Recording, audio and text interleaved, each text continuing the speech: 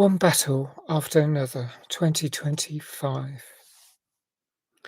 This is the latest film from Paul Thomas Anderson. I remember Licorice Pizza. I love that. I was very much looking forward to this. And although it's really long, it didn't disappoint me. I really enjoyed it.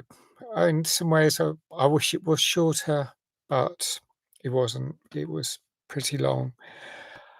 And it's full of action, so it kept my attention.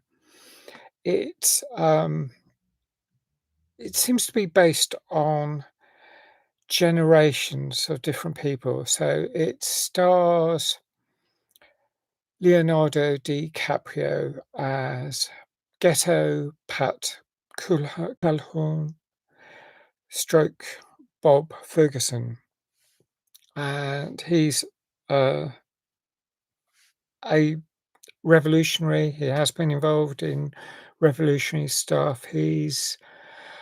Um, he's he says in his own words, he's fried his brain. He's been taking too much drugs. I mean, fried brains reminds me of Rules of Attraction, um, because I remember that from Bret Easton Ellis quotes.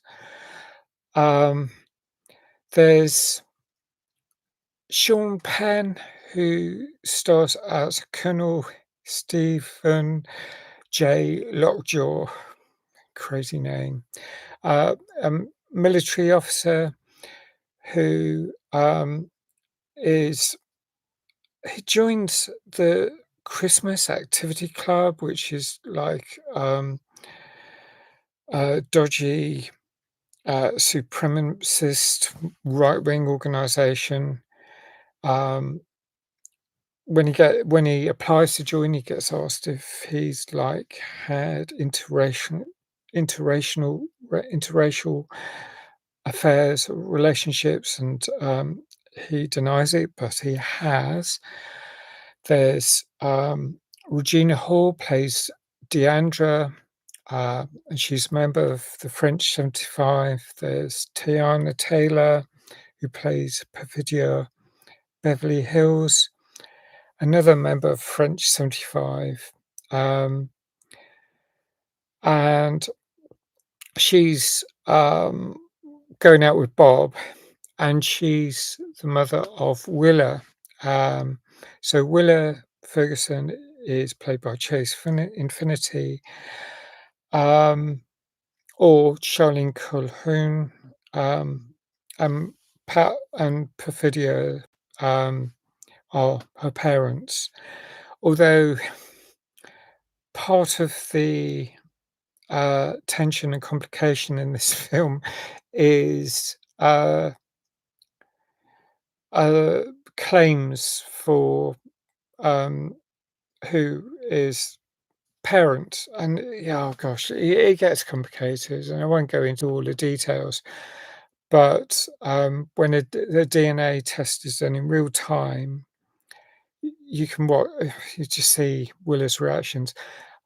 I've I found it really tense and really felt, especially for Willa, but for quite a few of the other characters, there's a lot of dark comedy. There's a lot of humor, but there's a lot of explosions. There's a lot of chaos.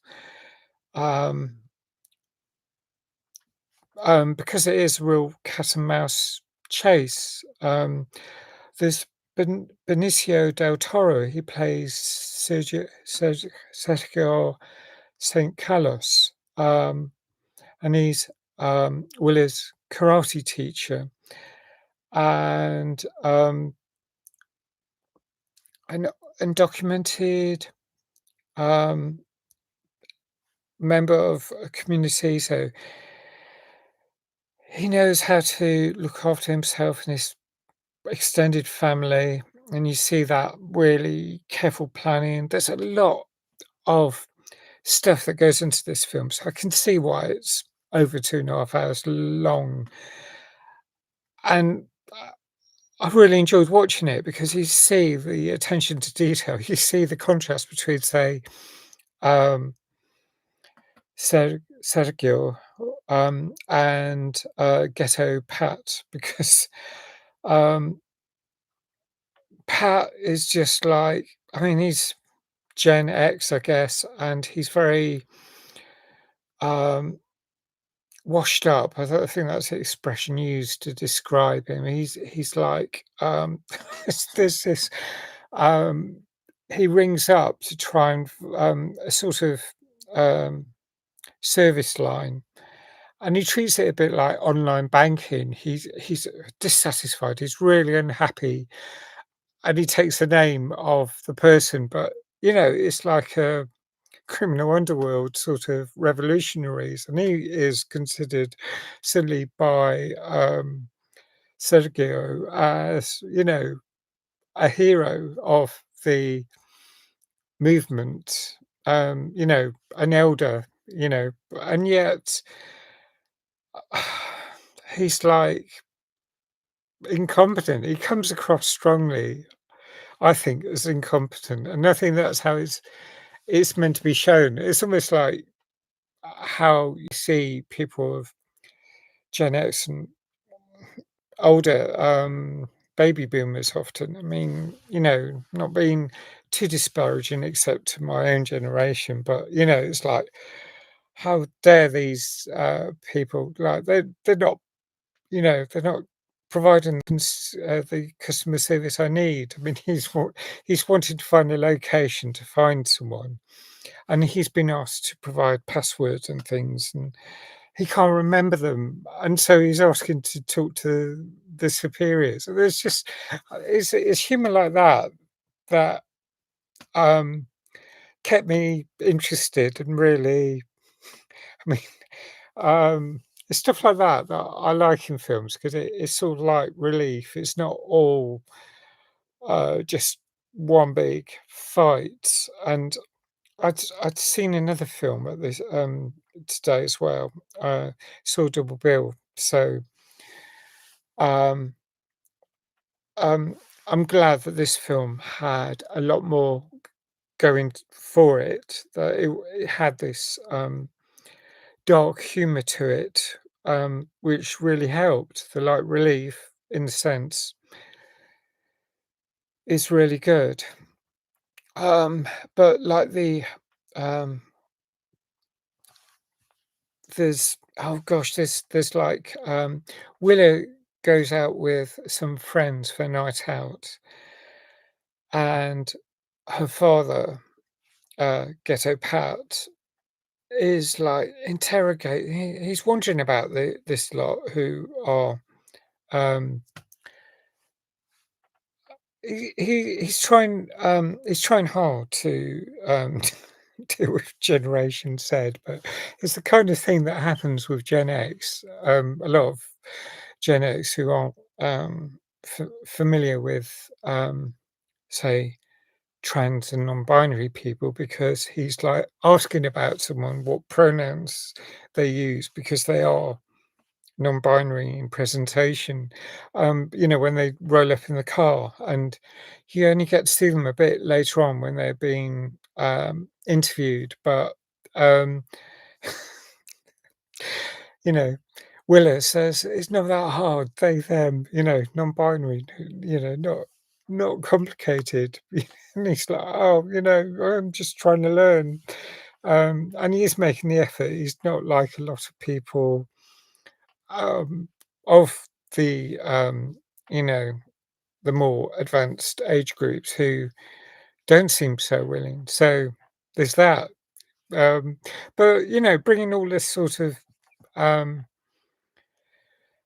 modern, the sort of, quandaries that cis and straight people find difficult. I love that actually appearing in a film like this, because it gave it, a quality, a 21st century quality, which, again helped, break it down compared to, make the film more palatable compared to where it is. I mean, one battle after another sounds like it could be full on fighting, but I know that PTA, having seen, like Licorice Pizza, um, I found that entertaining, and I think films that involve, um, human nature, human qualities, um, I mean, human rights, is really under the microscope now. It's really under the threat in especially in the USA, but it feels like it could easily happen in the UK and other parts of the West too. And that's where it's really frightening. And so a diet of really heavy going films can feel a bit too much. So I was quite relieved that this film had that, um, humorous side. And for that reason, I'm going to, I won't go too much more into the detail. I mean, it is a cat and mouse chase. There's a lot of uh, driving at high speed, town driving, desert driving, yeah, out in the open, rural areas. There's a lot of stuff that happens, and you wonder what is going to happen in the end. Well, I found it quite moving towards the end. Well, near the end, I found it quite moving, and there's some bits I thought, not quite sure what's happening there, um, but that's it. There's all these different layers. There's all the nuance, and for that reason, I'm going to score it. I'm going to give it 9 out of 10 because even though it was a long film, I'd be quite happy to see it again, probably in the cinema. Because of all the different layers and to just understand it better because following it is the one thing that, I think watching it over again would really help for me. But 9 out of 10, I think, yeah, great acting, interesting script, very topical. I'd love to know what you think about it, whether you'd give it a score like 9 out of 10 or higher or lower. But let me know your thoughts about this film. Um, Thanks if you subscribe. Please like film, um, this film review. If you like it, please hit the like. Please hit the notification button. And I hope to see you again soon. Bye for now.